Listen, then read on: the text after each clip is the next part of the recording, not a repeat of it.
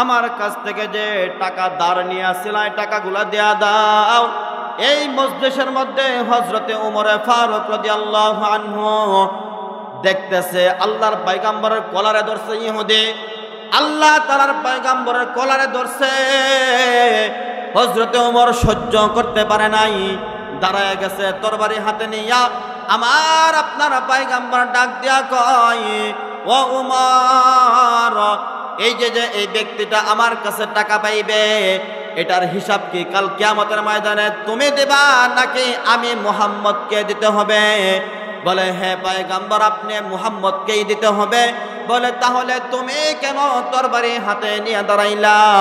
হে ওমর, তুমি এই ব্যক্তি, এই ইহুদের সাথে তুমি দুশ্মনী করছ, এই ব্যক্তির সাথে তুমি বেয়াদবি করছ। ওমর গো, এক্ষুনি তুমি এই ব্যক্তির কাছে ক্ষমা চাও। এই ব্যবহার দেখিয়া ইহুদি ডাক দিয়া কয়, পয়গম্বর,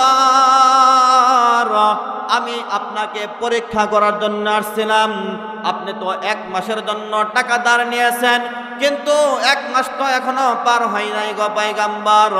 ও পয়গম্বর, আপনি আমাকে ক্ষমা করে দিবেন, আমি আপনাকে পরীক্ষা করার জন্য এখানে আসছিলাম। ও পয়গম্বর, আমি আপনার ব্যবহার দেখিয়া, ও পয়গম্বর, আমি আপনার আচার আচরণ দেখিয়া, ও পয়গম্বর, আমি আপনার সিরাত দেখিয়া মুগ্ধ হয়েছি। পয়গম্বর, আমাকে আপনি ক্ষমা করিয়া দিন, আর এক্ষুনি এই মুহূর্তে আমাকে আপনি কালেমা পড়ায়া মুসলমান বানায়া দেন। কোন সুবহানাল্লাহ। পৃথিবীর জমিনের মধ্যে যে আল্লাহ তাআলা আসমান থেকে 2টা রহমত আমাদের মাঝখানে নাজিল করেছেন, পাঠিয়েছেন। 1 নাম্বার রহমত হলো বাল হুয়া কুরআনুম মাজিদ। 2য় নাম্বার রহমত হলো ওয়ামা আরসালনাকা ইল্লা রাহমাতাল লিল আলামিন। আল্লাহ তাআলা কুরআনুল কারীমের মধ্যে বলছেন যে আমি আল্লাহ তাআলা প্রত্যেকটা মুমিনদের জন্য 2টা রহমত নাজিল করছি। 1 নাম্বার রহমত যে কুরআনুল কারীম, 2য় নাম্বার রহমত হলো আল্লাহর রসুল। এই ব্যাপারে আল্লাহ তাআলার পয়গম্বর একখানা হাদিসের মধ্যে বলছেন যে তারাকতু ফীকুম আমরাইন লান তাযিল্লু মা তামাসসাকতুহুম বিহিমা কিতাবাল্লাহি ওয়া সুন্নাতা রাসূলি। আল্লাহ তাআলার পয়গম্বর বলেন, আমার উম্মতেরা, এই দুনিয়ার জমিনের মধ্যে আমি আল্লাহ রাব্বুল আলামিনের পয়গম্বর তোমাদের জন্য 2টা রহমত রেখে যাইতেছি। 1 নাম্বার রহমত হলো তারাকতু ফীকুম আমরাইন লান তাযিল্লু মা তামাসসাকতুহুম বিহিমা কিতাবাল্লাহ। আমি পয়গম্বর তোমাদের মাঝখানে একটা কিতাব রেখে যাইতেছি, কুরআনুল কারীম। আর 2য় নাম্বার রহমত হলো আল্লাহ তাআলার পয়গম্বর কইরা মুমিন। 2য় নাম্বার রহমত হলো ওয়া সুন্নাতা রাসূলি, যে আল্লাহ তাআলার পয়গম্বরের যে 63 বছরের জিন্দেগি আছে, এই 63 বছরের জিন্দেগিটা আল্লাহ তাআলার পয়গম্বর আমাদের জন্য রহমত হিসেবে রেখে গেছে। কোন সুবহানাল্লাহ।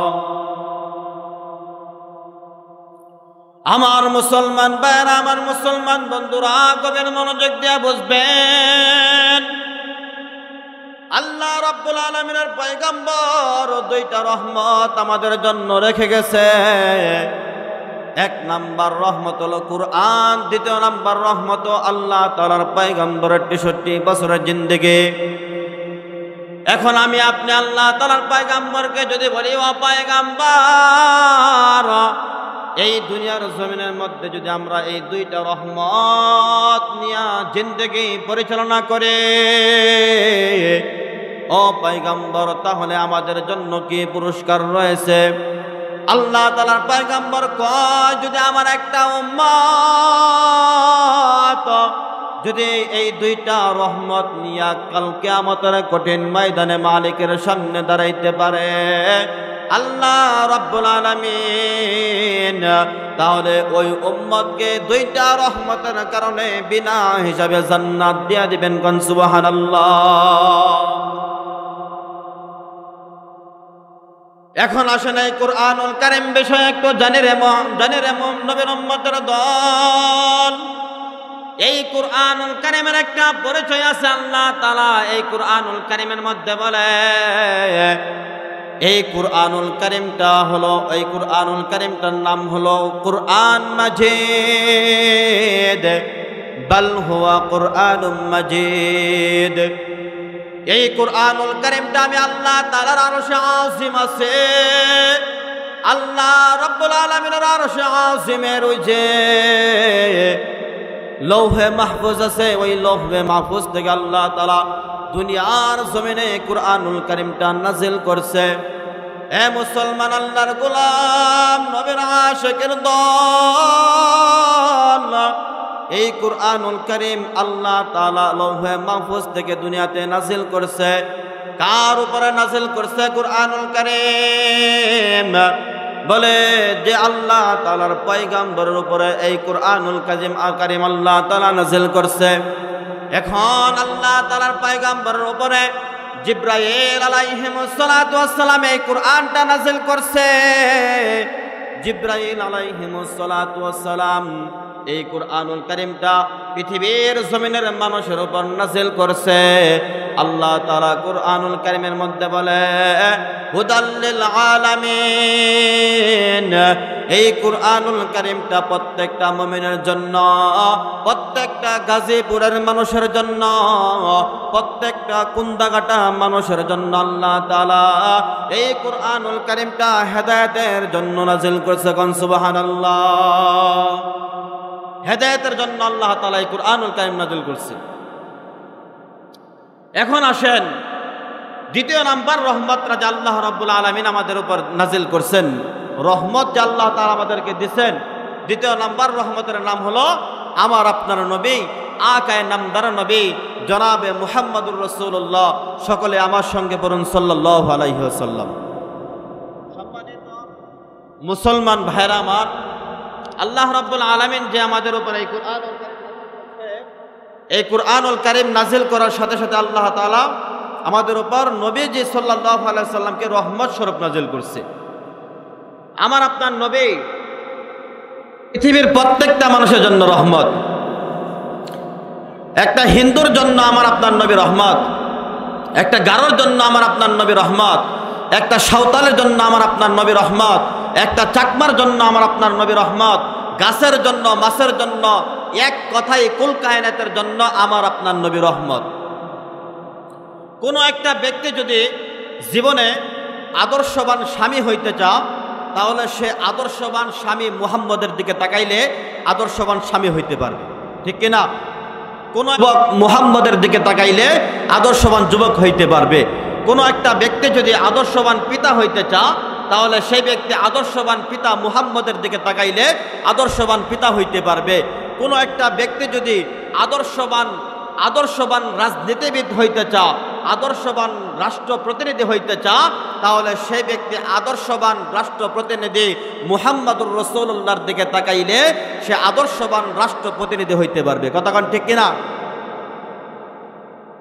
এজন্য আল্লাহ রাব্বুল আলামিন কুরআনুল কারীমের মধ্যে বলেন ওয়ামা আরসালনাকা ইল্লা রাহমাতাল লিল আলামিন। আমার আপনার পয়গম্বর বলে, এ দুনিয়ার মানুষেরা, আমি আল্লাহ রাব্বুল আলামিন দুনিয়ার জমিনের মধ্যে আমার পয়গম্বরকে এমন ভাবে সৃষ্টি করেছে, দুনিয়ার মানুষগুলা যদি আমার পয়গম্বরের দিকে যে কোনো ট্রফিক নিয়ে তাকা,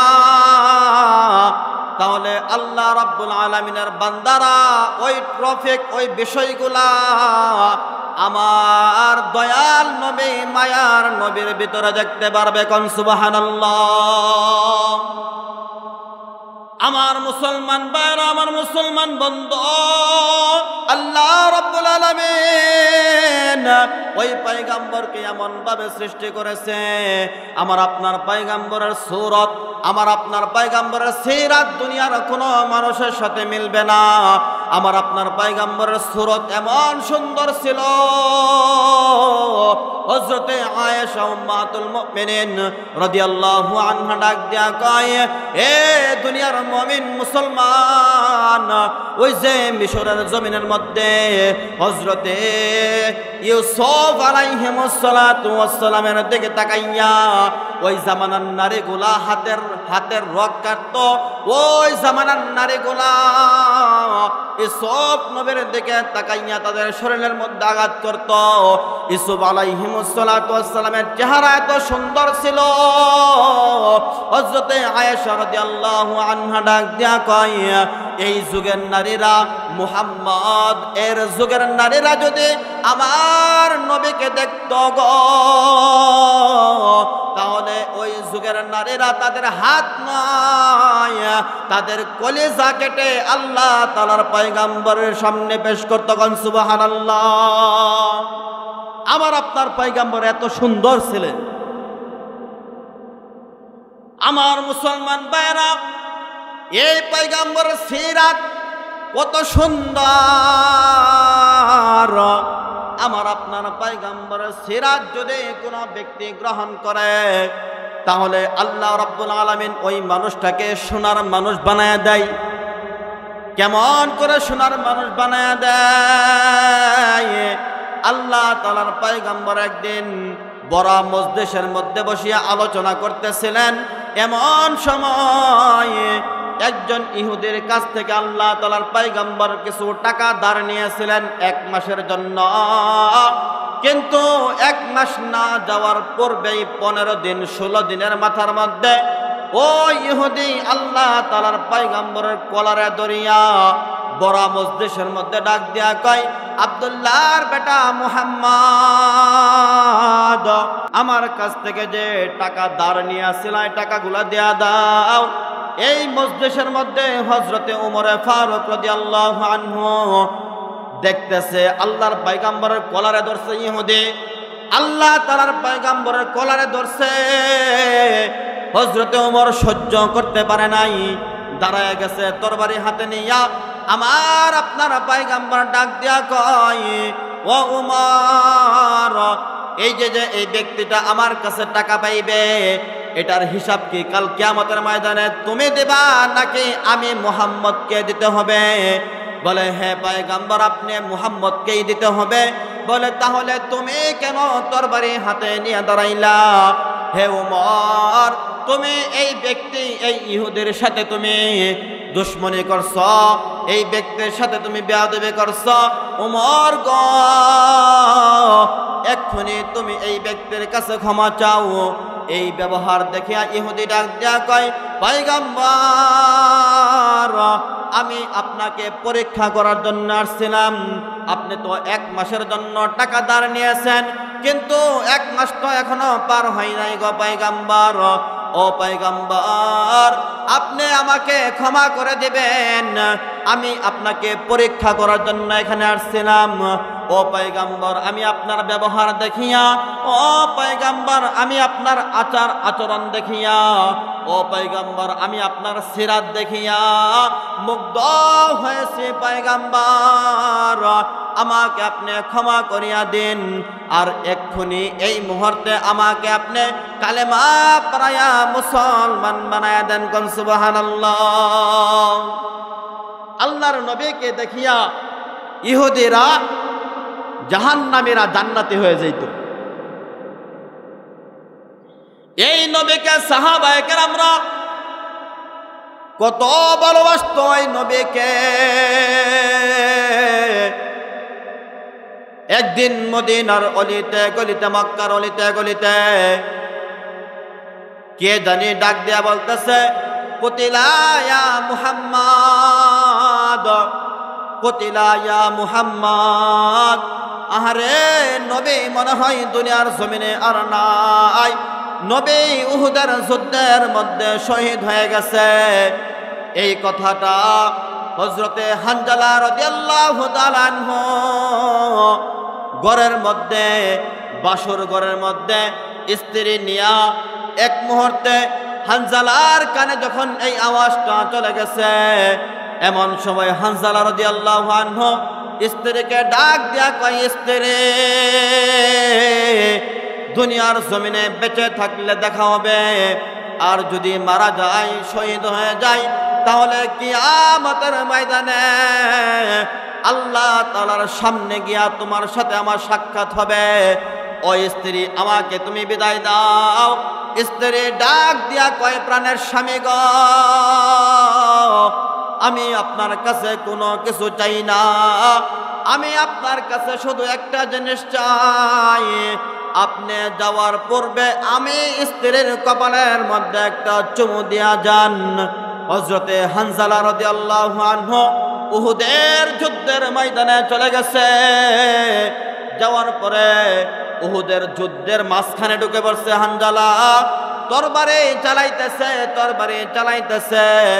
এক পর্যায়ে হানজালা রাদিয়াল্লাহু আনহু যুদ্ধের ময়দানে যুদ্ধ করতে করতে আল্লাহ তাআলার দরবারে সাড়া দিয়া জান্নাতি মানুষ হয়ে গেছে। কোন সুবহানাল্লাহ। আল্লাহ তাআলার দরবারে জান্নাতি মানুষ হয়ে গেছে ওই হানজালা রাদিয়াল্লাহু আনহু। তখন আল্লাহ রাসূল সাল্লাল্লাহু আলাইহি সাল্লাম উহুদের যুদ্ধের মধ্যে দান্দাল মোবারক শহীদ হয়ে গেছে। আল্লাহ রাসূলের দান্দাল মোবারক শহীদ হয়ে যাওয়ার পরে বলতেছে, এ সাহাবায়ে কেরাম, যারা শহীদ হয়েছে এখানে তাদের লাশগুলা একত্রিত করো। আল্লাহ রাসূল সাল্লাল্লাহু আলাইহি সাল্লামের কথাই সমস্ত লাশগুলাকে একত্রিত করা শুরু করছে। যখন একত্রিত করা শুরু করছে, তখন উহুদের যুদ্ধের ময়দানে, বুখারীর মধ্যে আছে, উহুদের যুদ্ধের ময়দানে শহীদ হয়েছিলেন 70 জন, কিন্তু লাশ পাওয়া গিয়েছিলেন 68 জনের। 2 জনের লাশ খুঁজে পাওয়া যাইতেছে না। এক নাম্বার হলো হযরতে হামজা রাদিয়াল্লাহু আনহু, আমার নবীজির চাচা। আরেক নাম্বার হলো হানজালা রাদিয়াল্লাহু আনহু। আমির হামজাকে পাওয়া যাইতেছে না। লাশ শুহাদায়ে কেরামদের মধ্যে, শহীদদের মধ্যে সেনাপতি ছিলেন হযরতে আমির হামজা। তারপরে হযরতে হানজালার লাশ খুঁজে পাওয়া যাইতেছে না। আল্লাহ তাআলার পয়গম্বর ডাক দিয়া বলে, সাহাবায়ে কেরামরা, লাশগুলা খুঁজে নিয়ে আসো, ভালো করে জায়গায় জায়গায় খুঁজে দেখো লাশগুলা। এমন সময় লাশগুলা 68টা লাশ। শহীদের লাশ যদি শরীয়তের বিধান হলো, যারা আল্লাহ তাআলার রাস্তায় শহীদ হবে, আল্লাহ তাআলার রাস্তায় যারা জীবন দেবে, ওই ব্যক্তিদেরকে দাফন করানোর সময় গোসল করানো যাবে না। এটা হলো শরীয়তের বিধান। শরীয়তের বিধান হলো যে যারা শহীদ হবে আল্লাহর রাস্তায়, তাদেরকে গোসল করানো ছাড়াই তাদেরকে কবরে নিয়ে যাওয়া হবে, কবরে দাফন করা হবে। কারণ তারা কিয়ামতের মাঠে আল্লাহ তাআলা দরবারে ওই রক্ত মাখা অবস্থায় আল্লাহ তাআলা দরবারে দাঁড়াবে। দাঁড়িয়ে আল্লাহ তাআলার কাছে বলবে, আল্লাহ, এই যে আমরা রক্ত মাখা অবস্থায় তোমার সামনে দাঁড়াইলাম, তোমার দিনের জন্য আমরা শহীদ হয়েছি, আল্লাহ আজকে তুমি আমাদেরকে এর বিনিময়ে জান্নাত দিয়ে দাও। আল্লাহ তাআলা ওই দিন এই শহীদদেরকে রক্ত মাখা শরীর দেখিয়া তাদের কোনো হিসাব নেবে না, বিনা হিসাবে আল্লাহ তাআলা তাদেরকে জান্নাত দিয়ে দেবে। কোন সুবহানাল্লাহ। আমার মুসলমান ভাইরা, এমন সময় হযরতে হানজালার স্ত্রী পেছন দিক দিয়া ডাক দিয়া বলতেছে, ওগো পয়গম্বর, আপনি সমস্ত লাশগুলা যদি আপনি গোসল ছাড়া যদি আপনি কবরে দাফন করেন, তাহলে একজন ব্যক্তির লাশ আপনি গোসল ছাড়া কবরে দাফন করাইতে পারবেন না। বলে কার লাশ? বলে ওই যে গতকালকে বিকাল বেলায় আপনি যে ব্যক্তির যে সাহাবীর আপনি বিবাহ পড়াইছিলেন, খুশিতে আপনি খেজুর ছিটিয়েছিলেন বিবাহের মাধ্যমে, বিবাহের সময়, ও পয়গম্বর আপনি ওই সাহাবী হানজালার লাশকে আপনি গোসল ছাড়া দাফন করিয়েন না। বলে কেন গো ও সাহাবী? মহিলা সাহাবী ডাক দিয়া বললেন, ও পয়গম্বর আপনি যদি ওই সাহাবীর লাশকে আপনি দাফন করেন তাহলে গোসল ছাড়া আপনি দাফন করাইতে পারবেন না। বলে কেন? বলে ওই সাহাবী আপনার হানজালা আমার স্বামী, আমাকে গভীর রাত্রে বাসর করে আমাদের দুইজনের সহবাস হয়েছিল, কিন্তু ওই যে হানজালা রাদিয়াল্লাহু আনহু গোসল করতে যাইবে এমন সময় কে জানি মদিনার অলিতে গলিতে ডাক দিয়া কয়, এ কুতিলা ইয়া মুহাম্মদ, মুহাম্মদ তো দুনিয়ার জমিনে নাই। ও পয়গম্বর আপনার সাহাবী ডাক দিয়া বলছে, ও স্ত্রী এই যে আমার পয়গম্বর দুনিয়ার জমিনের মধ্যে নাই, আমি কার জন্য গোসল করব, কার জন্য বাঁচব? যেই পয়গম্বর আমার দুনিয়াতে নাই ওই পয়গম্বরের জন্য আমিও আজকে শহীদ হয়ে যাব। এই কথা বলিয়াই হানজালা ঘর থেকে তরবারি নিয়ে যুদ্ধের ময়দানে চলে আসছে। সুবহানাল্লাহ। যুদ্ধের ময়দানে চলে আসছে তখন আল্লাহ রসুল কি বলতেছে যে এই সাহাবায়ে কেরাম যারা শহীদ হয়েছে তাদের মাঝখান থেকে হানজালার লাশটা খুঁজে নিয়ে আসো। তখন হানজালা রাদিয়াল্লাহু আনহুর লাশটা খুঁজে আনতে গেছে, কিন্তু কোথাও হানজালার লাশ খুঁজে পাওয়া যাইতেছিল না। এমন সময় আল্লাহ রসুল সাল্লাল্লাহু আলাইহি সাল্লাম পেরেশান হয়ে গেছে, হানজালা রাদিয়াল্লাহু আনহুর স্ত্রী পেরেশান হয়ে গেছে। বলে হানজালা যে গোসল করে যে আসে নাই, অপবিত্র অবস্থায় যে যুদ্ধের ময়দানে আসছে, আল্লাহ তাআলা না জানি তার প্রতি নারাজ হয়ে গেছে। আল্লাহ তাআলা মনে হয় তাকে এই দুনিয়ার জমিনে তার লাশের গেরানো রাখে নাই। তখন আল্লাহ তাআলার পয়গম্বরের কাছে হযরতে জিবরাইল আলাইহিস সালাতু ওয়াস সালাম আসিয়া বলতেছে, ও আল্লাহর পয়গম্বর আপনি কোনো টেনশন করিয়েন না, হানজালা রাদিয়াল্লাহু আনহুর প্রতি আল্লাহ তাআলা এত খুশি হয়েছে, আল্লাহ রাব্বুল আলামিন হানজালার লাশটা প্রথম আসমানে নয়, দ্বিতীয় আসমানে নয়, তৃতীয় আসমানে নিয়া হযরতে ফেরেশতাদের মাধ্যমে হাউজে কাউসারের পানি দ্বারা আল্লাহ তাআলা তৃতীয় আসমানের মধ্যে তার ফরজ গোসল করায় দিয়েছে। সুবহানাল্লাহ। আল্লাহ তাআলার পয়গম্বরের জন্য সাহাবায়ে কেরামরা এইভাবে তাদের জীবনকে উৎসর্গ করে দিয়েছে। এ মুসলমান, এই পয়গম্বরকে আমার আল্লাহ তাআলা কতটুকু ভালোবাসে, আমার আপনার পয়গম্বরের জন্য আমার আল্লাহ তাআলা কত কিছু করেছে। আজকে একজন যুবক জানে না আমার রাসূল আমার জন্য কতটুকু কান্না করছে। আজকে একটা বৃদ্ধ জানে না যে আমার রাসূল আমার জন্য কতটা কান্না করছে রে মুমিন। আজকে একটা মহিলা, একটা নারীও জানে না যে আমার রাসূল আমাকে কতটা ভালোবাসতো। আল্লাহ তাআলার পয়গম্বর মৃত্যু সজ্জার মধ্যে, এমন সময় আল্লাহ তাআলার পয়গম্বরকে জিবরাইল আসিয়া সালাম দেয়, বলতেছে আসসালামু আলাইকা ইয়া আসসালামু আলাইকা ইয়াকরাউকা সালামু ইয়া রাসূলুল্লাহ। ও পয়গম্বর আল্লাহ তাআলার পক্ষ থেকে সালাম গ্রহণ করুন, আমি জিবরাইলের পক্ষ থেকে সালাম গ্রহণ করুন। ও পয়গম্বর আমার সঙ্গে আরেকজন মেহমান আসছে। বলে ওই মেহমানের নাম কি? বলে ওই মেহমানের নাম হলো মালাকুল মউত আজরাইল আলাইহিস সালাতু ওয়াস সালাম। বলে মালাকুল মউত আজরাইল আলাইহিস সালাতু ওয়াস সালাম। বলে আজরাইলকে আমার ঘরের মধ্যে আনো, আমার ঘরের মধ্যে তাকে আহ্বান করো। আল্লাহ রাসূল সাল্লাল্লাহু আলাইহি সাল্লাম মৃত্যু সজ্জায়। এমন সময় আল্লাহ রাসূল বলতেছে, হে জিবরাইল কি জন্য আসছো, কেন আসছো? কি ওহী নিয়ে আসছ? আল্লাহ রসুল সাল্লাল্লাহু আলাইহি সাল্লামকে বলতেছে, হে রসুল, আপনাকে আল্লাহ তাআলার বাড়িতে দাওয়াত করেছেন, আপনাকে আল্লাহর কাছে চলে যেতে হবে। তখন বলতেছে, ও জিবরাইল, আল্লাহর কাছে গিয়ে বলো, আমি যদি দুনিয়ার জমিন ছাড়িয়ে আল্লাহর কাছে চলে যাই তাহলে আমার উম্মত গুলার কি হবে?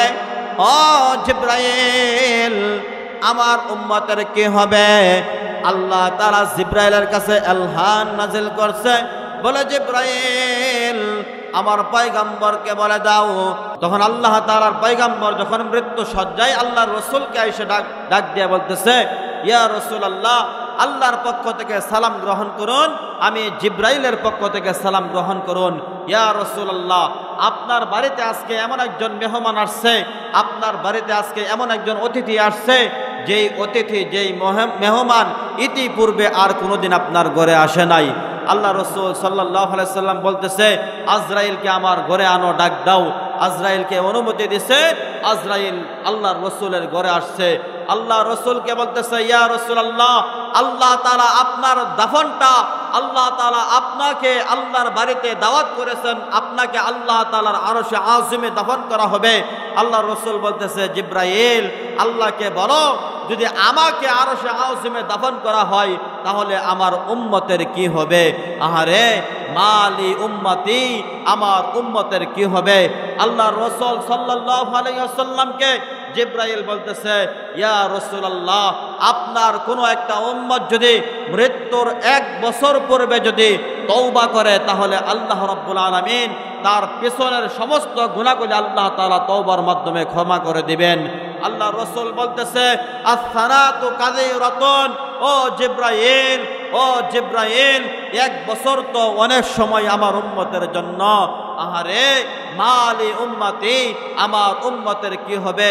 আল্লাহ রসুলকে জিবরাইল আবার বলতেছে, ইয়া রাসূলুল্লাহ, আল্লাহ বলছে আপনার উম্মত যদি মৃত্যুর 1 মাস পূর্বে যদি তওবা করে তাহলে আল্লাহ রাব্বুল আলামিন ওই ব্যক্তির তওবা কবুল করে আল্লাহ তাআলা ওই ব্যক্তিকে মৃত্যুর পূর্বে সমস্ত গুনাহ খাতাগুলি আল্লাহ তাআলা তওবার মাধ্যমে ক্ষমা করে দিবেন।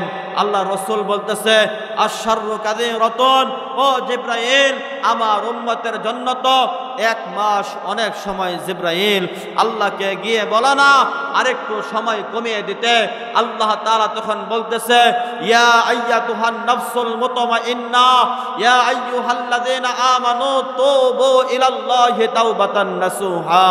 ও জিবরাইল, আল্লাহর রাসূলকে বলো, মৃত্যুর 1 সেকেন্ড পূর্বে যদি আল্লাহর রাসূলের কোনো একটা উম্মত যদি তওবা করে তাহলে আল্লাহ রাব্বুল আলামিন ওই ব্যক্তির তওবা কবুল করে তার পিছনের সমস্ত গুনাহগুলি আল্লাহ তাআলা ক্ষমা করে দিবেন। কোন সুবহানাল্লাহ। আমার মুসলমান ভাইয়েরা আমার, এজন্য আমাদের প্রত্যেকটা ব্যক্তির উচিত মৃত্যুর পূর্বে আল্লাহ তাআলার দরবারে তওবা করা। কথা কোন ঠিক কিনা?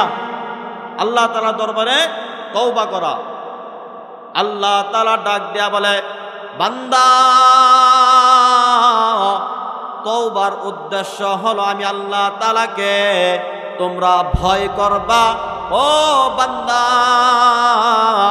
যদি তোমরা আমি আল্লাহ তাআলাকে ভয় করতে পারো, আল্লাহ রাব্বুল আলামিন সূরাতুল মায়েদার মধ্যে বলছে, ইয়া আইয়ুহাল্লাযীনা আমানু ইন তাত্তাকুল্লাহা ইয়াজআল লাকুম ফুরকানাও ওয়া ইউকাফির আনকুম সাইয়্যাতিকুম ওয়া ইয়াগফির লাকুম। আল্লাহ তাআলা ডাক দিয়ে বলতেছে, আমার কোন বান্দা যদি মৃত্যুর পূর্বে যদি তওবা করে, মৃত্যুর পূর্বে যদি আমি আল্লাহ তাআলাকে ভয় করে, তাহলে আমি আল্লাহ রাব্বুল আলামিন ওই বান্দাকে 2টা পুরস্কার দেব। কোন সুবহানাল্লাহ। আল্লাহ তাআলা 2টা পুরস্কার দিবে ওই মুমিনকে। 1 নাম্বার পুরস্কার হলো ওয়ায়াগফির লাকুম, বান্দার জীবনের গুনাহগুলি আল্লাহ তাআলা ক্ষমা করবেন। 2য় নাম্বার হলো ফুরকানা, আল্লাহ তাআলা বলছেন যে তোমাদেরকে সত্য আর মিথ্যা, হক আর বাতিলকে পার্থক্য করার মতো শক্তি, পার্থক্য করার মতো জ্ঞান আল্লাহ রাব্বুল আলামিন প্রত্যেকটা মুমিনকে দান করবে। কোন সুবহানাল্লাহ। হযরতে উমর ফারুক রাদিয়াল্লাহু আনহু আল্লাহ তাআলার পয়গম্বরের কেমন সাহাবী, এই পয়গম্বর আল্লাহ তাআলার পয়গম্বর ডাক দিয়া কয়, লাউ কানা বাদি নাবিয়্যুন লাকানা উমর। হে দুনিয়ার ইমানদারেরা, আমি পয়গম্বরের পরে যদি আল্লাহ রাব্বুল আলামিন দুনিয়ার জমিনে কোন নবী রাসূল পাঠাইতো, তাহলে আল্লাহ তাআলা ওই উমরকেই নবী বানায়া পাঠাইতো। কোন সুবহানাল্লাহ। এই উমর ফারুক রাদিয়াল্লাহু আনহু আল্লাহ তাআলার পয়গম্বরের জামানায় হযরতে আবু হুরায়রা রাদিয়াল্লাহু তাআলা আনহুর কাছে, হযরতে হুযায়ফা রাদিয়াল্লাহু আনহুর কাছে আল্লাহ তাআলার পয়গম্বর একটা চিঠি দিয়েছে, মুনাফিকদের নাম লিস্ট করিয়া আল্লাহর রাসূল হযরতে হুযায়ফার কাছে চিঠি দিয়েছে, এ মুসলমান, হযরতে উমর রাদিয়াল্লাহু আনহুর মাথা নষ্ট হয়ে গেছে। আহারে, না জানে আমি উমরের নামটা ওই মুনাফিকের খাতার মধ্যে চলে আসে কিনা। হযরতে উমরের চোখে ঘুম নাই, খাওয়া নাই, দাওয়া নাই। হযরতে উমর টেনশন টেনশন টেনশন। আল্লাহ তাআলার পয়গম্বরের সাহাবী হযরতে উমর হুযায়ফা রাদিয়াল্লাহু তাআলা আনহুর কাছে গেছে, বলতেছে, হুযায়ফা, ও ভাই হুযায়ফা, আমাকে একটু বলো না গো হুযায়ফা, এই যে তোমার কাছে আল্লাহর রাসূল মুনাফিকদের লিস্টে দিছে, এই মুনাফিকদের লিস্টের মধ্যে কি আমি উমরের নাম আছে কি? দেখেন কেমন ভয় করতো আল্লাহকে, যে আমি উমরের নাম কি এই লিস্টের মধ্যে আছে? তখন বলতেছে, হুযায়ফা বলতেছে, না, এটা তো বলা যাবে না, আল্লাহর রাসূল আমাকে এটা আমানত দিয়েছে, এই কথা আল্লাহর রাসূল প্রকাশ করতে নিষেধ করছে, এই চিঠিটাকে আল্লাহ তাআলার রাসূল গোপন করতে রাখছে। হযরতে ওমর রাদিয়াল্লাহু আনহু বেড়ার চিপা দিয়া চকি দেয়। একদিন হযরতে হুযায়ফা বলতেছে, হে ভাই ওমর, বেড়ার চিপা দিয়া চকি দিয়া লাভ নাই, আমি হুযায়ফা তোমাকে এই চিঠি দেখাইতে পারবো না। হযরতে উমর ফারুক বলতেছে, ভাই হুযায়ফা, আমাকে একটু ভিতরে আসার জন্য অনুমতি দাও। আল্লাহ তাআলার পয়গম্বরের সাহাবী উমর ফারুক ভিতরে ঢুকছে, ঢোকার পরে বলতেছে, হুযায়ফা, তোমাকে এই লিস্টের মধ্যে আমার নাম আছে কিনা এটা বলতে হবে না। ও হুযায়ফা, তুমি শুধু এতটুকু বলো যে আমি উমর মৃত্যু বরণ করলে তুমি কি আমার জানাজার নামাজ পড়বা কি? হযরতে হুযায়ফা ডাক দিয়া কয়, উমর, তুমি এটা কি কোনো কথা বললা? আমি হুযায়ফা তোমার জানাজা কেন পড়ব না? বলে, ও সাহাবী, আরেকটা কথা বলো, তুমি তো জানাজার নামাজ পড়বা, আমার পয়গম্বর কি আমি উমরের জানাজা পড়বে? বলে, হ্যাঁ, আমার পয়গম্বর তোমার জানাজা পড়বে। বলে, আলহামদুলিল্লাহ, আমার কোনো টেনশন নাই। বলে, কেন তোমার টেনশন নাই? বলে, যারা মুনাফিক আছে গো, ওই সমস্ত মুনাফিকদের জানাজা হযরতে হুযায়ফাও পড়ে না, আর আল্লাহর রাসূল জীবনে তার ওই মুনাফিকদের জানাজা পড়ে নাই। বলেন নাউযুবিল্লাহ। আল্লাহর রাসূল কোনোদিন মুনাফিকদের জানাজা পড়ে নাই, হুযায়ফাও মুনাফিকদের জানাজা পড়বে না, যেহেতু তার মানে আমি উমরের নামটা মুনাফিকদের খাতার মধ্যে নাই।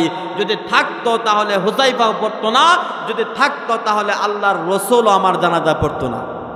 সুবহানাল্লাহ কইবেন না? এই উমর রাদিয়াল্লাহু আনহু মৃত্যু শয্যার মধ্যে কাফেররা তাকে ভয়ঙ্করভাবে আক্রমণ করছে। হযরতে হুযায়ফা রাদিয়াল্লাহু তাআলা আনহু ডাক দিয়া বলতেছে, ও আমার ছেলে আব্দুল্লাহ, ওই যে হুযায়ফাকে ডাক দিয়ে আমার কাছে নিয়ে আসো। আর হযরতে আয়েশা সিদ্দিকা রাদিয়াল্লাহু তাআলা আনহার কাছে একটা জিনিস তুমি চেয়ে নিয়ে আসো। বলতেছে আব্বাজান কে কে বলেন না। আমি হযরতে ওই যে উম্মাহাতুল মুমিনিন হযরতে আয়েশার কাছ থেকে আমি কি চাইব? উমর ফারুক ডাক দিয়া কয় আল্লাহর রাসূল আর আবু বকরের মাঝখানে হযরতে আয়েশা সিদ্দিকা রাদিয়াল্লাহু তাআলা আনহা যে শুইবে ওই জায়গাটুকু আমি উমরকে যেন দিয়া দেই গিয়ে বলো।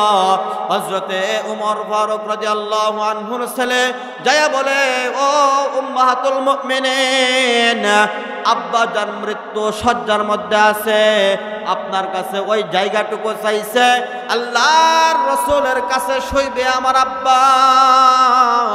হযরতে উম্মাতুল মুমিনিন ডাক দেয়া কয় ওই জায়গাটুকু তো আমি রাখছিলাম আমার জন্য, কিন্তু ওমর যেহেতু চেয়েছে ওই জায়গাটুকু, যাও আমি ওমরকে ওই জায়গাটুকু হাদিয়া স্বরূপ দিয়া দিলাম। কোন সুবহানাল্লাহ।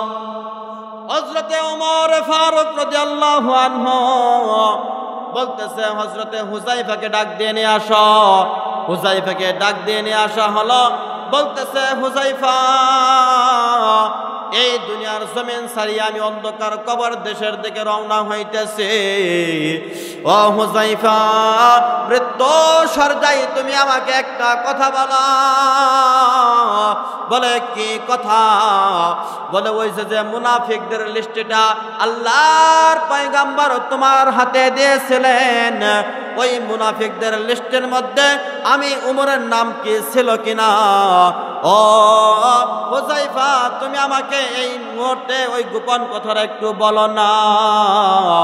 হযরতে হুযায়ফা ডাক দিয়ে বলতেছে ও ওমর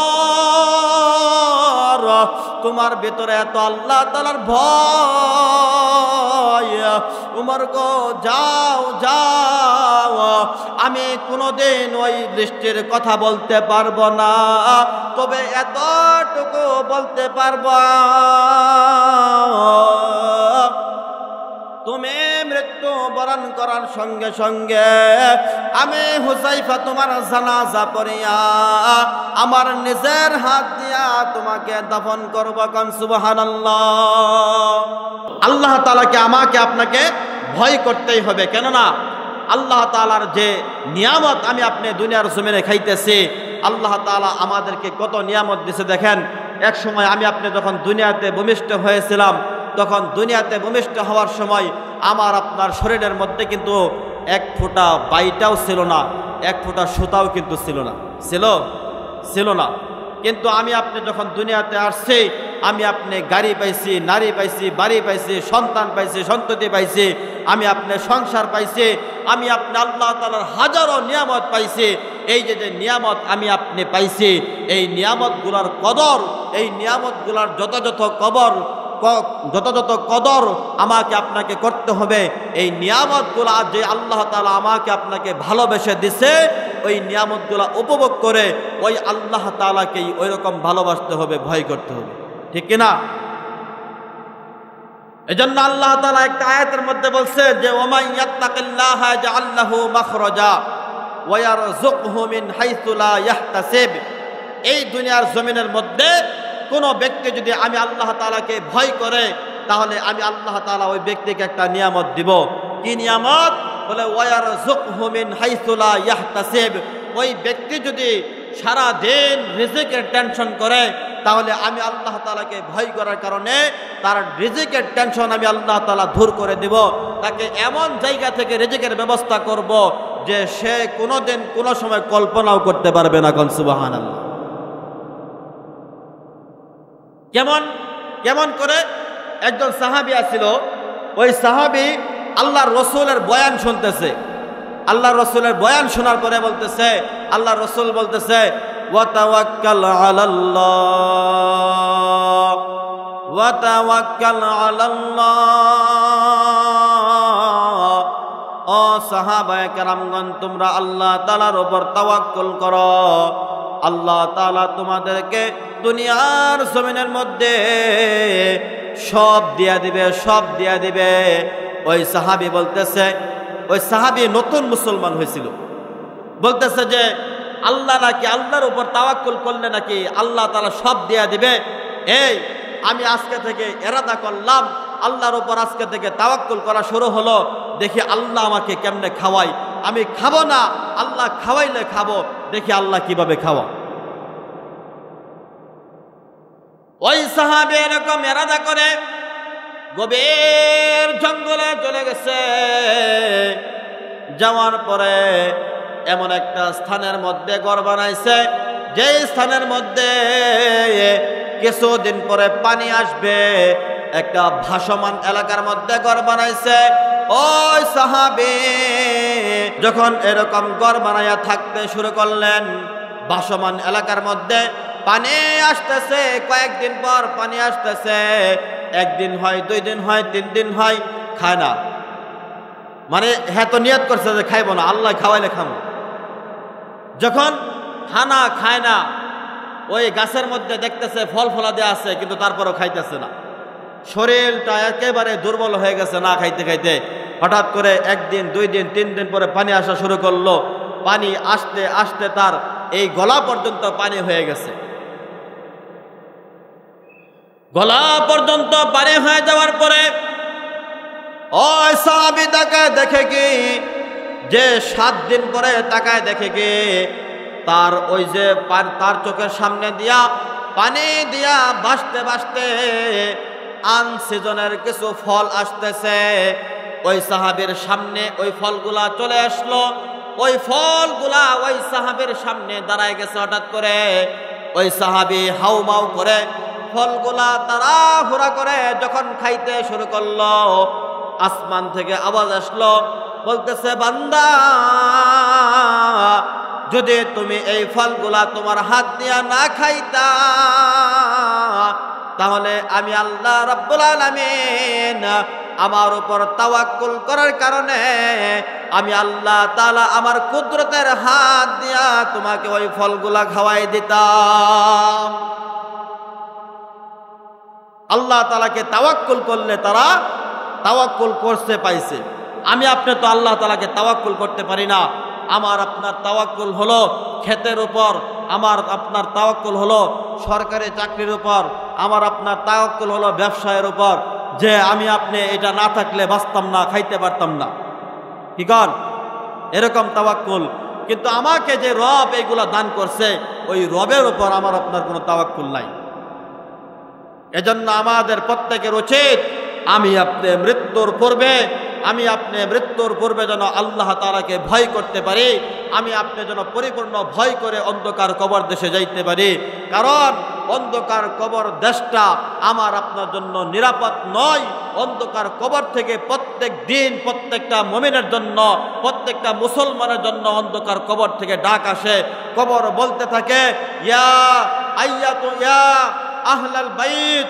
অন্ধকার কবর থেকে ডাক আসে যে হে দুনিয়ার মুমিন, হে দুনিয়ার মুসলমান, আমি কবর কিন্তু তোমাদের জন্য ভালো জায়গা না। আমি কবর হইলাম সাপ বিচ্ছুর ঘর, আমি কবর হইলাম পোকামাকড়ের ঘর, আমি কবর হইলাম অন্ধকার ঘর, আমি কবর হইলাম একাকিত্বের ঘর। এই অন্ধকার কবরে যখন আসবা, তোমরা অন্ধকার কবরের সামানা তৈরি করে নিয়ে অন্ধকার কবরে আইসো। প্রত্যেকটা মুমিন, প্রত্যেকটা মুসলমান যখন মৃত্যুবরণ করে, তখন সে কিন্তু বলতে পারে না যে আমি মারা যাইতেছি। বলতে পারে কি? গত 2 দিন আগে 21শে ফেব্রুয়ারি একটি ছেলে মারা গেছে কুমিল্লার মধ্যে, সম্ভবত কুমিল্লায় বাড়ি তার। ঢাকা থেকে ফিরতেছে, 21শে ফেব্রুয়ারি মারা গেছে, 22শে ফেব্রুয়ারি তার বিয়া। বাড়িতে ফেরার সময় বাইক অ্যাক্সিডেন্ট করে মারা গেছে। যে বিয়ের জন্য গেট সাজানো হয়েছিল, ওই গেটের ভিতর দিয়ে তার লাশ বের হয়েছে বাড়ি থেকে। এজন্য কে কখন কোন সময় কোন জায়গায় কিভাবে মারা যাব আমরা বলতে পারি না। এজন্য আমাদের সকলকেই সেই অন্ধকার কবরের প্রস্তুতি নিতে হবে। সামনে রমজান মাস আসতেছে, আমাদের জন্য অন্ধকার কবরের প্রস্তুতি নেওয়াটা একেবারে সহজ। আমি আপনি সবসময় রমজান মাসে বেশি বেশি ইবাদত বন্দি করব, যেন আল্লাহ তাআলাকে ওই ইবাদত বন্দিকে দ্বারা পাইতে পারি। ইন্নাল জান্নাতা হারুমাত আলাল আম্বিয়াই হাত্তা আদখুলাহা। আল্লাহর পয়গম্বর কিয়ামতের মাঠে যখন সমস্ত মানুষগুলা ইয়া নাফসি করবে, যখন দুনিয়ার সমস্ত মানুষগুলা শুধু নিজেকে বাঁচানোর জন্য চেষ্টা করবে, আল্লাহ তাআলার পয়গম্বর বলেন যখন আদম থেকে শুরু করে হযরতে ঈসা পর্যন্ত সমস্ত নবীগণ ইয়া নাফসি করবে। কেন? বলে কাল কিয়ামতের কঠিন মুসিবতের সময় মাথার আধ হাত উপর আল্লাহ তাআলা সূর্যটা রাখবেন। ইয়াউমা লা ইয়ানফাউ মালুন ওয়ালা বানুন, আল্লাহ তাআলা বলছে যে দুনিয়ার জমিনের মানুষদেরকে আল্লাহ তাআলা এমন একটা পরিস্থিতি সৃষ্টি করবেন কিয়ামতের মাঠে যে ওই সময় নিজের আপনজনরা নিজের পরিচয় দিবে না। কিয়ামতের ময়দানে নিজের সন্তানের কাছে আপনি যাবেন, বলবেন ও সন্তান আমাকে একটা নেকি দাও, আমি একটা নেকির কারণে আজকে জাহান্নামের আসামি হয়ে গেছি। সন্তান বলবে আমি আপনাকে চিনি না, যান আপনি চলে যান, সোকা দূর হয়ে যান। এইভাবে আপনি স্ত্রীর কাছে যাবেন, ও প্রাণের স্ত্রী, দুনিয়ার জমিনের মধ্যে আমি তোমাদের জন্য মাথার গাম পায়ে ফেলে আমি কত কষ্ট করেছি, আমি হালাল নাই হারাম নাই, আমি সব পথেই তোমাদেরকে খুশি রাখার জন্য গিয়েছি। ও প্রাণের স্ত্রী, আজকে আমি একটা নেকির কারণে আমি কিয়ামতের মাঠে আমি জাহান্নামের আসামি হয়ে গেছি। ওই স্ত্রী বলবেন ইয়াউমা লা ইয়ানফাউ মালুন ওয়ালা বানুন, ও দুনিয়ার মানুষ, তুমি দুনিয়ার মধ্যে কে ছিলে আমি তো তোমাকে চিনি না, যাও যাও সোকা দূর হয়ে যাও, দূর হয়ে যাও। এইভাবে আপনাকে আমাকে দুনিয়ার সমস্ত মানুষগুলা তাড়াই দিবে। এ মুসলমান, আল্লাহ তাআলার পয়গম্বর কয়, আহারে ওই সময় আল্লাহ তাআলার পয়গম্বর বলছেন ইন্নাল জান্নাতা হারুমাত আলাল উম্মতি, ইন্নাল জান্নাতা হারুমাত আলাল উম্মতি আদখুলাহা উম্মতি। আল্লাহ তাআলার পয়গম্বর বলছে ওই যে কিয়ামতের মাঠ কায়েম হবে গো, ওই কিয়ামতের মাঠে ওই কঠিন মুসিবতের সময় আল্লাহ তাআলার পয়গম্বর আমাকে আপনাকে ভুলবে না, বরং আমাকে আপনাকে আল্লাহ তাআলার পয়গম্বর যতক্ষণ পর্যন্ত জান্নাতে না নিয়ে যাবে ততক্ষণ পর্যন্ত কোন একটা নবীর উম্মত জান্নাতে যাইতে পারবে না। কোন সুবহানাল্লাহ। এ মুসলমান, শুধু তাই না, আল্লাহ তাআলার পয়গম্বর বলছে ইন্নাল জান্নাতা হারুমাত আলাল আম্বিয়া। ওই যে কঠিন মুসিবতের সময় যখন মাথার আধ হাত উপরে সূর্যটা চলে আসবে, যখন নিজের আপন জনরা নিজের পরিচয় দেবে না, তখন আল্লাহ তাআলার পয়গম্বর কয় ওই কঠিন মুসিবতের সময় আমার আল্লাহ আমি নবীকে ভালোবাসিয়া ওই সময় আমাকে এমন একটা মর্যাদা দিবে, আমি নবী যতক্ষণ পর্যন্ত জান্নাতে প্রবেশ করতে না পারব ততক্ষণ পর্যন্ত কোনো একটা বনি ইসরায়েলের নবীরা জান্নাতে যাইতে পারবে না। কোন সুবহানাল্লাহ। ওই পয়গম্বর শান আর মান আল্লাহ তাআলার আমি আপনাদের সামনে বর্ণনা করেছি। এখন আসুন, এই পয়গম্বরকে যদি আমি আপনি দিল থেকে মোহাব্বত করতে পারি, ভালোবাসতে পারি, আমি আপনার জীবনের চাইতে যদি আমার আপনার পয়গম্বরকে ভালোবাসতে পারি, তাহলেই কেবলমাত্র আল্লাহর রাসূল বলেন যে মান আহাব্বা সুন্নতি ফাকাদ আহাব্বানি ওয়া মান আহাব্বানি কানা মাই ফিল জান্নাহ। যতক্ষণ পর্যন্ত আমার একটা উম্মত আমি রাসূলকে মোহাব্বত করতে না পারবে, আমি রাসূলের সুন্নতকে ভালোবাসতে না পারবে, তার নিজের জীবনের চাইতে বেশি, তার সন্তানের চাইতে বেশি, তার স্ত্রীর চাইতে বেশি, তার পরিবার পরিজনের চাইতে বেশি, তার সংসারের চাইতে বেশি, যতক্ষণ পর্যন্ত আমার একটা উম্মত আমি নবীকে ভালোবাসতে না পারবে ততক্ষণ পর্যন্ত সে আল্লাহ তাআলার জান্নাতে যাইতে পারবে না। কোন নাউযুবিল্লাহ। ওই নবীর প্রেম, ওই নবীর ভালোবাসা আমাদের প্রত্যেকের অন্তরের মধ্যে থাকা উচিত কিনা? এখন আসেন, আল্লাহর রাসূল, আল্লাহ তাআলা যেই রাসূলকে এত ভালোবাসতে, এমনকি আল্লাহ তাআলা যেই রসুলকে এত মর্যাদা কিয়ামতের মাঠে দিবে, যেই রসুল আমার জন্য আপনার জন্য 63 বছর কান্না করেছে, যেই নবী এখনো অন্ধকার কবরে শুয়ে শুয়ে আমার জন্য আপনার জন্য কান্না করতেছে, যেই নবী আমাকে আপনাকে কিয়ামতের মাঠে বলবে না, ওই নবীকে যদি কোনো নাস্তিকের বাচ্চা গালি দেয়, ওই নবীকে যদি কোনো কুলাঙ্গারের বাচ্চা গালি দেয়, আমার আপনার অন্তরের মধ্যে, আমার আপনার শরীরের মধ্যে রক্ত থাকতে সহ্য হবে কি? কথা বলেন না কেন? সহ্য হবে? ওই আল্লাহ তাআলার পয়গম্বর বলছেন, আনা খাতামুন নাবিয়্যিন লা নাবিয়্যা বাদি, যতদিন আমি আল্লাহর রসুল হইলাম দুনিয়ার মধ্যে শেষ নবী, আমি রসুলের পরে দুনিয়ার জমিনে আর কোনো নবী আসবে না। এখন আপনার সামনে আমার সামনে যদি আমার রসুলের সিংহাসন নিয়া, আমার রসুলের খতমে নবুয়তের সিংহাসন নিয়া যদি কোনো কাদিয়ানের বাচ্চা টানাটানি করে, কোনো আসাদ নূরের মতো নাস্তিকের বাচ্চারা যদি টানাটানি করে, বাংলার জমিনের মুসলমান কোনোদিন এটা সহ্য করতে পারবে না। কথা ঠিক কিনা?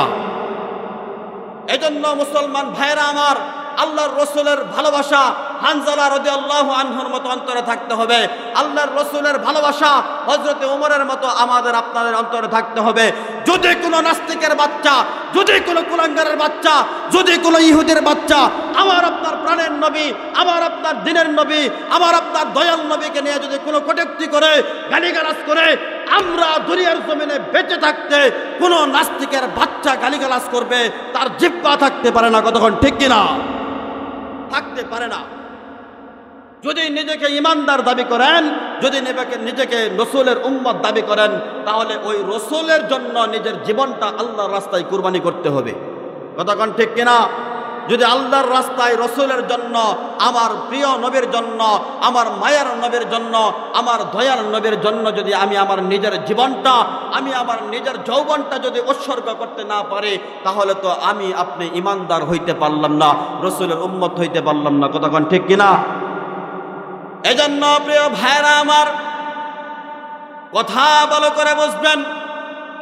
এই পয়গম্বর কিয়ামতের মাঠে যখন আমার আপনার জন্য আল্লাহ তাআলা হাসরের মাঠ কায়েম করবে রে মুমিন ভাই, এমন সময় আল্লাহ তাআলার পয়গম্বরকে কোনো জায়গায় খুঁজে পাওয়া যাবে না। আল্লাহ তাআলা জিব্রাইলকে ডাক দিয়ে বলবেন, জিব্রাইল,